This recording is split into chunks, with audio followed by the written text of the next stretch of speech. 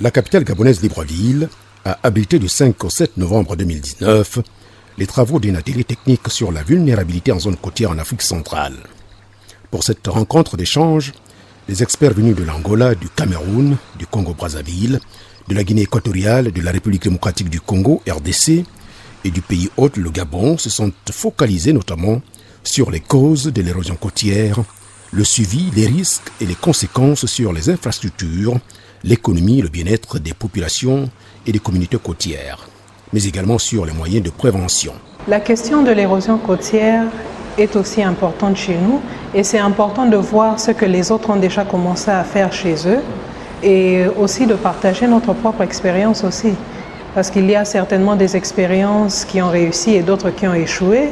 Il faut éviter de reprendre les mêmes erreurs, mais plutôt se focaliser sur ce qui a déjà eu à marcher ailleurs. Et c'est vraiment important de se retrouver dans un contexte où on peut apprendre des bonnes pratiques des autres et même aussi de leurs erreurs. Mais surtout, la plus grande question et la plus grande problématique, c'est l'étude du phénomène. C'est l'étude du phénomène qui nous permet au fait d'adapter les réponses que nous pouvons donner parce que les actions que nous pouvons mener dans notre contexte peuvent ne pas nécessairement être intéressantes pour le contexte du Gabon ou de la Guinée équatoriale. Alors, il est important pour nous de vraiment mettre le point sur cette étude que nous devons faire. L'érosion côtière est un phénomène qui participe à la dégradation des écosystèmes littoraux des pays de l'Afrique centrale, d'où le souhait exprimé par les experts d'élaborer une stratégie sous-régionale pour lutter contre ce fléau. Nous sommes mis ensemble pour voir quels sont les points communs, quelles sont les similitudes des problèmes que nous avons pour que nous puissions en faire un problème sous-régional et non un problème pays. Nous sommes au début du chemin, des idées ont été avancées, dont une stratégie commune sur la gestion justement des zones côtières. L'action anthropique sur les espaces littoraux et l'évolution climatique accélèrent davantage l'érosion côtière.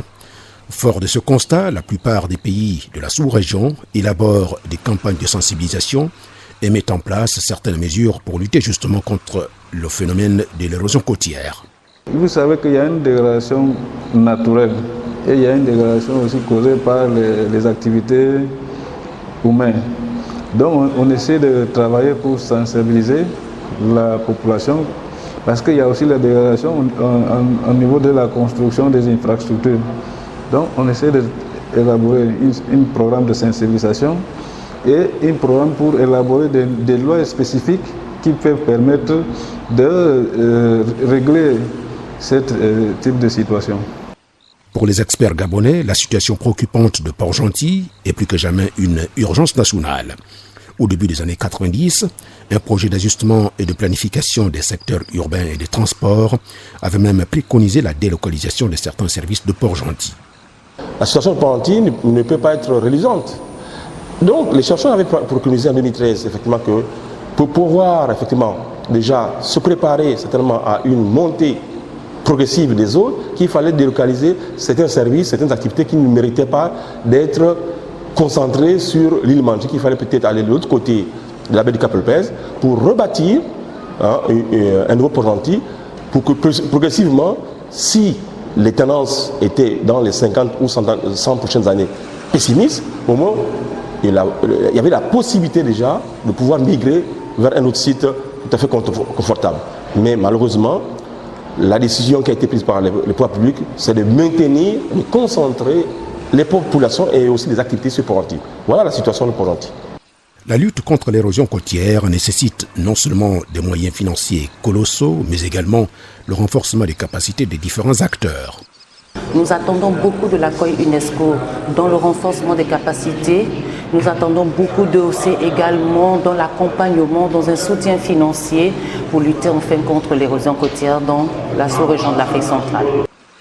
Appuyée par la commission océanographique intergouvernementale de l'UNESCO, la rencontre de Libreville est le résultat d'un long processus. Elle a permis aux experts d'identifier entre autres les défis nationaux et de proposer une initiative sous-régionale de lutter justement contre la vulnérabilité en zone côtière. Il fallait déjà que les experts de la sous-région se parlent, que les experts de la sous-région se voient.